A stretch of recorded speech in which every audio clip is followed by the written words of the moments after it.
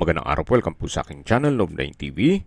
Patalasasan po, meron po ba kayong mga properties na napapabayaan or non-performing assets? Plan nyo ibenta, pero wala kayong oras sa pagbenta nito. Kung ito'y pagkakatiwala nyo po sa amin, tawag lang po kayo sa aking numero, usap po tayo, gawin ko po ng video for free. Yes, libre po, wala po kayong babayaran. Tutulungan pa namin kayong mabenta ang inyong property. Kami na po bala sa marketing, sa boosting or paid ads. Even sa tripping, hindi na po kayo mapapagod sa pag-entertain ng mga buyers. Kami na po bala sa lahat. Tawag lang po kayo. Meron po tayong bagong video presentation, isang commercial building dito sa Cavite. May lot area po ito na 88 square meters at may floor area na 300 square meters. Ito po'y newly renovated kaya wala po kayong ipapagawa dito. 4-story building na malapit po sa lahat ng business establishments, even government offices. Tungkol naman sa dokumento nito, ito po'y titulado, buhay po ang may-ari, kaya wala po kayong maging problema sa documentation o sa transfer ng title. Samahan niyo po ako. Check po natin itong ground floor. Ang monthly rental po ng ganitong kalaking pwesto na commercial ay nasa 18 to 20,000 pesos. Naka-tile flooring, maayos ang pagkapalitada, may mga pin lights, at malaki po ang espasyo. Dito po sa dulo ay may service area. Open lang po ito, kaya meron pong natural ventilation. Pati po sa second floor, third floor, at fourth floor. At check po natin dito sa kabilang side na kung saan dito naman po yung kitchen na meron pong stainless countertop. Pamatagalan na po yan. Then mula po dito sa kitchen, ito naman po yung toilet and bath na kung saan kompleto din po ang toilet fixtures at ito'y naka-tile bathroom wall. So lahat pong level ay meron pong banyo. At dito naman po yung under stair storage na pwede pong paglagyan ng kung ano-anong kagamitan. Tunghayan niyo po ulit itong ground floor bago tayo lumipat sa second floor.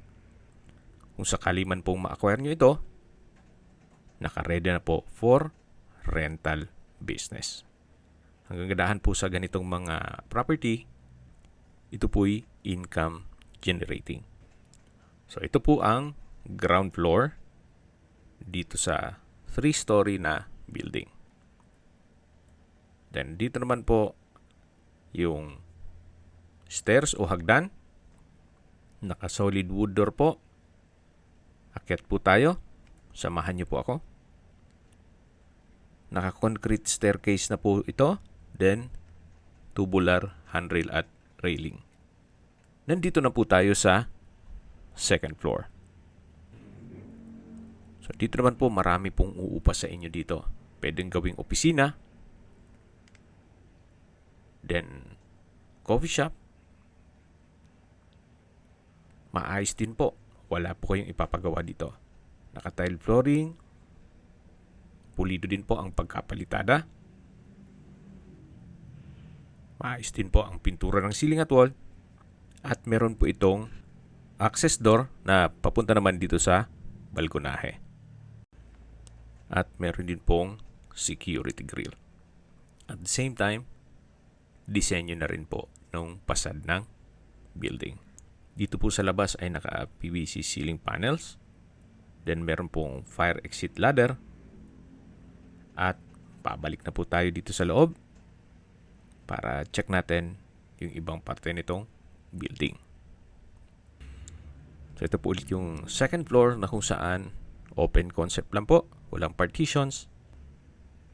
At napakalaki po ng espasyo. Sa dulo po ay may owning type window. Then dito naman po yung kitchen na may countertop, stainless sink with faucet.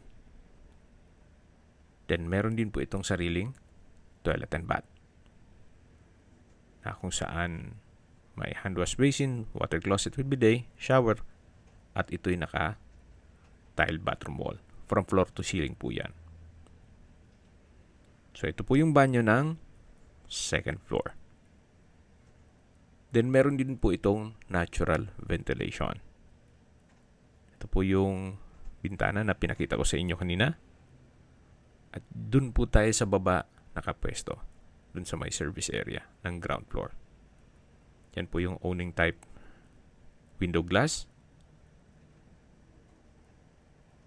At labas po tayo para tunghayin nyo po ulit itong second floor. Bago tayo lumipat sa third floor. So balik po ulit tayo dito sa hagdan. Then ganun din po. Naka-tubular handrail and railing at concrete staircase.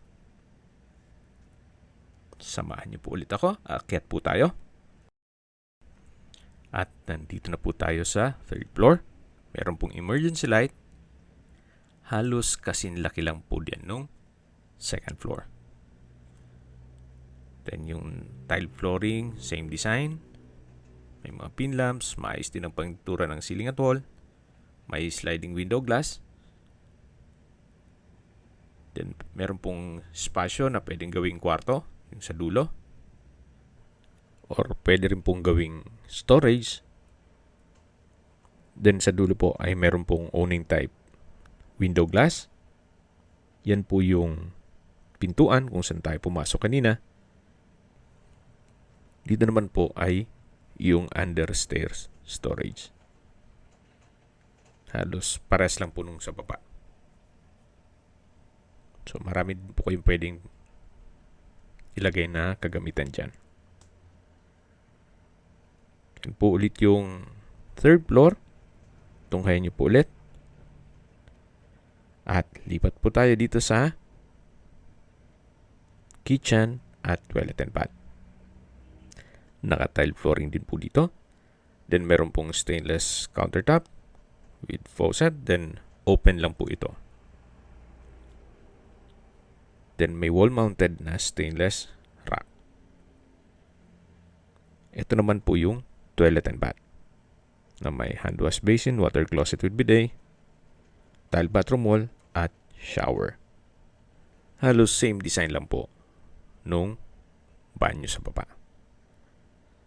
Then, lalabas na ulit tayo para lipat tayo sa fourth floor. So, ito po ang third floor.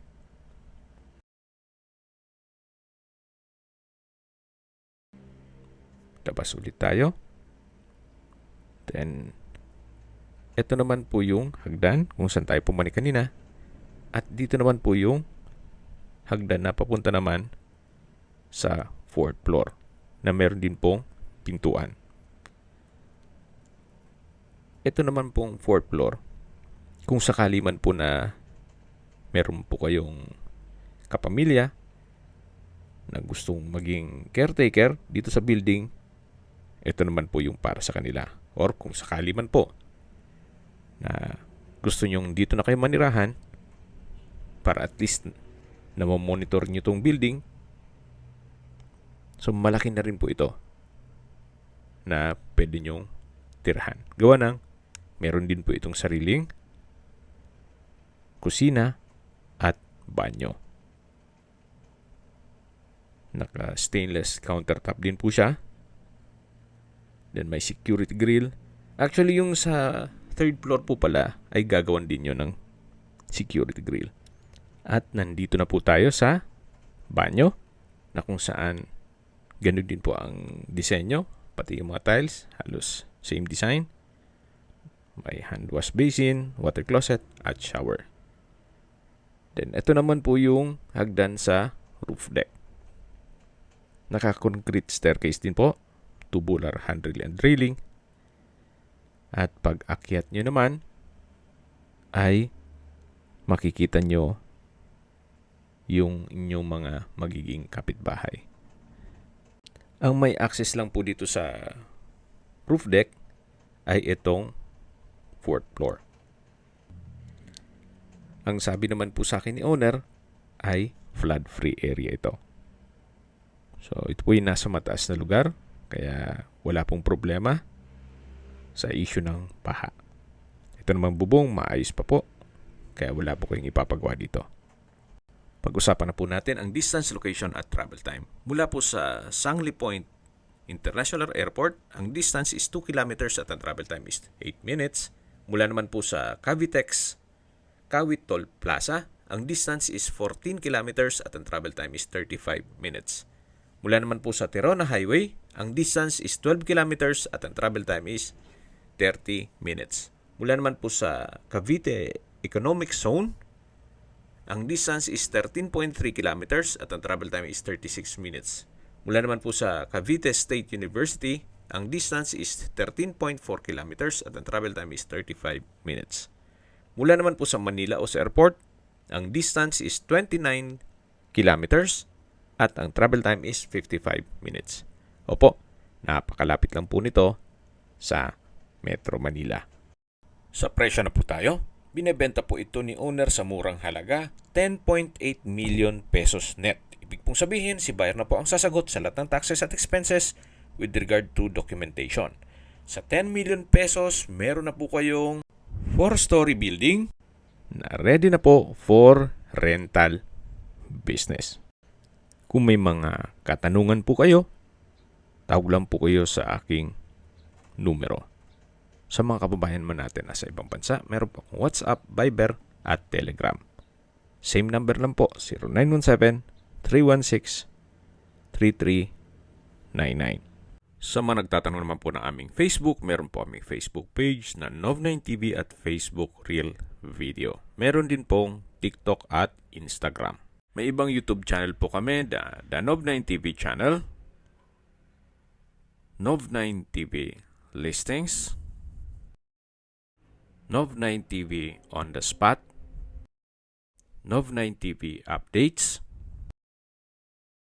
at Nov9TV House Rental. Sana po naibigyan nyo ang video presentation. Paki-like and subscribe na lang po sa aking channel para ma-update din po kayo sa aking future listings. Kung sakali po hanap nyo yung mas malaking sukat ng lupa, meron din po kami ibang listings na pwede nyong pagpilian.